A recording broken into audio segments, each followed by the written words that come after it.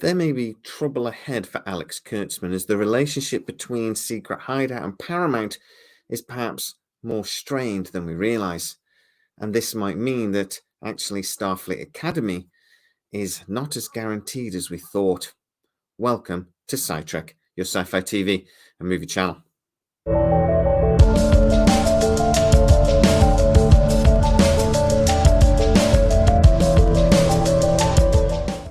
Just over a week ago, I told you guys about some information I was given by a source I speak to. This source actually works for a marketing company that had been doing some outsourced work for Paramount.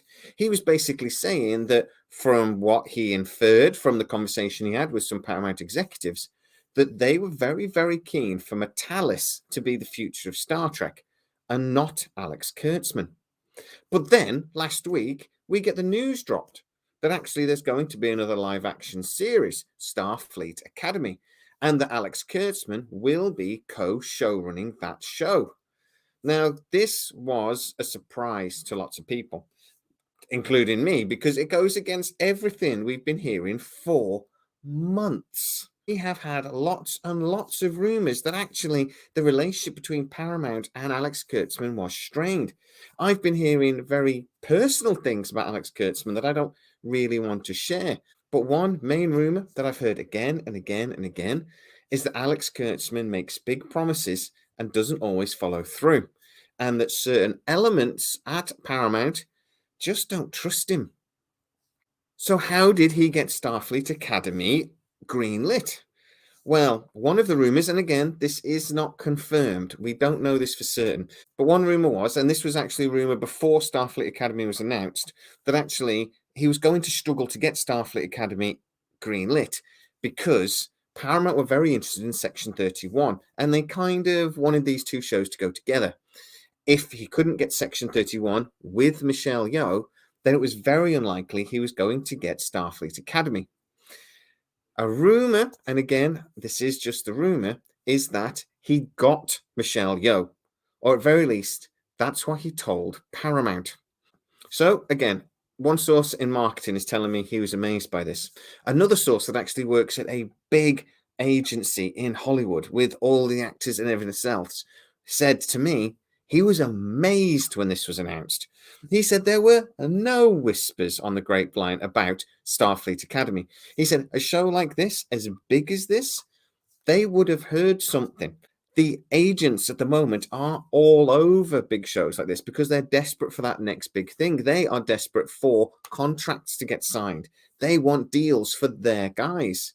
So the fact that Paramount basically kept this quiet was a shock.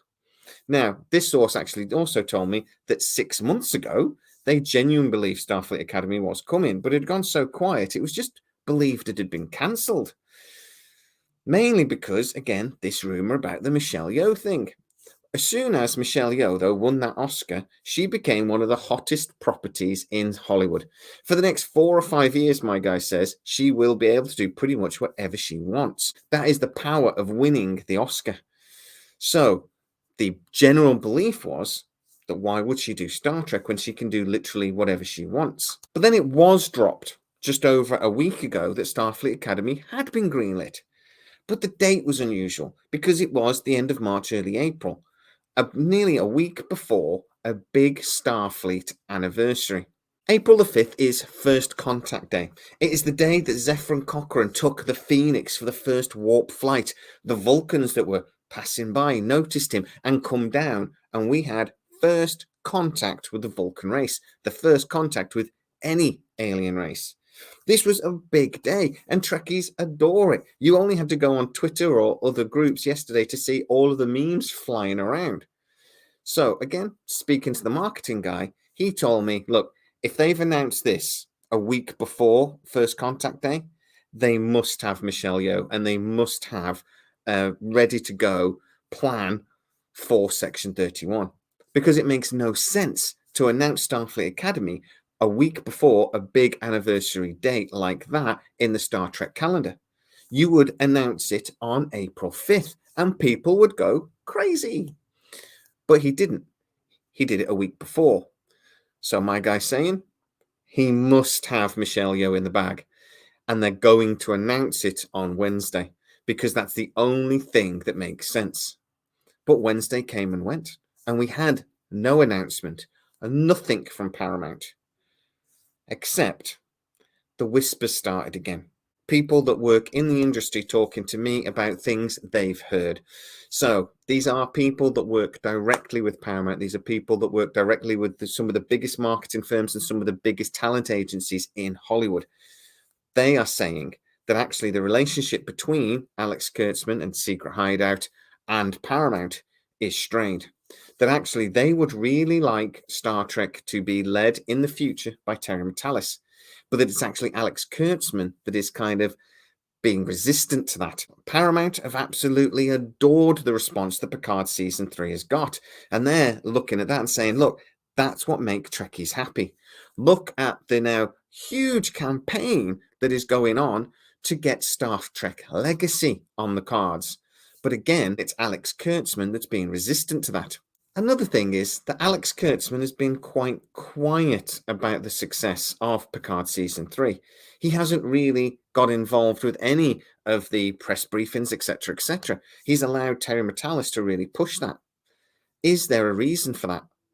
But we're going to talk about Star Trek Legacy and why we can't have it in another video. Let's just focus for a second on that nothing was announced for First Contact Day.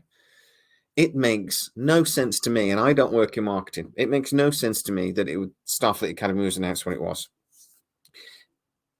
The person that I talked to that does work with marketing said, this is marketing 101. It's borderline stupid that they did it this way. And actually, the marketing people at Paramount are apparently furious. So what do we think is going on? Alex Kurtzman may have overstated his hand when it comes to having Section 31. He was using Section 31 and Michelle Yeoh to lever getting the TV shows that he wanted. He was going to co-showrun Starfleet Academy, but it was Section 31 that he was really excited about. He wants to do Section 31 with Michelle Yeoh. He wants to showrun it and he wants to direct it. That is the show that he's really, really excited about. We have seen him talking to reporters about this more than one occasion, but he maybe bluffed a little bit and maybe didn't have Michelle Yeoh quite in the bag. Now, that doesn't mean he won't, but he may have overstated how close they were to having a deal when they announced Starfleet Academy, with the plan being to then announce Section 31 on First Contact Day. The fact that that hasn't happened really is the proof we need to suggest that maybe this wasn't planned out as well as it could have been. What I'm hearing and what I've been hearing generally for months still stands. Alex Kurtzman really is walking a very fine line, because the contract that he has currently with Paramount does run out in just over a year. The current contract he has actually apparently doesn't really say anything exclusively about Star Trek. So Paramount could go with a different company for Star Trek if they need to, even though contractually that might be relatively complicated. But what does all this mean for Starfleet Academy? Is it definitely going to happen? One person I've spoken to that is reasonably close to this actually laughed when I suggested that it was. There is absolutely no guarantee that Starfleet Academy is going to happen. And he said to me, just look at what happened with Star Trek 4. It was announced, it was greenlit. The actors scratched their heads and went, do we know about this? And then it went very, very quiet, and quietly basically got cancelled. Starfleet Academy might go exactly the same way. Guys, I would love to know exactly what you think about this. Get in the comments and tell me what you're thinking. Is Starfleet Academy something you even want? Does it make any sense that they have announced this the way they have? And would you be bothered in the slightest if it did get cancelled? But mainly, guys, I want to know what you think about Star Trek Legacy. Everybody I speak to says that's the show they want. They want a continuation aboard the Titan with Seven of Nine as captain. I'd love to know if any of you are actually think that's a bad idea, or all of you, like me, thinking that's the future of Star Trek. Get in the comments and tell me exactly what you think. If you are new to the channel, please like, subscribe, hit that bell notification. It really helps us out, and you'll never miss any of our new videos. Also, go and check out the description where there are links to loads of Star Trek related stuff, including our Twitter page, Facebook page, and Discord server where you can go and speak to like-minded sci-fi geeks.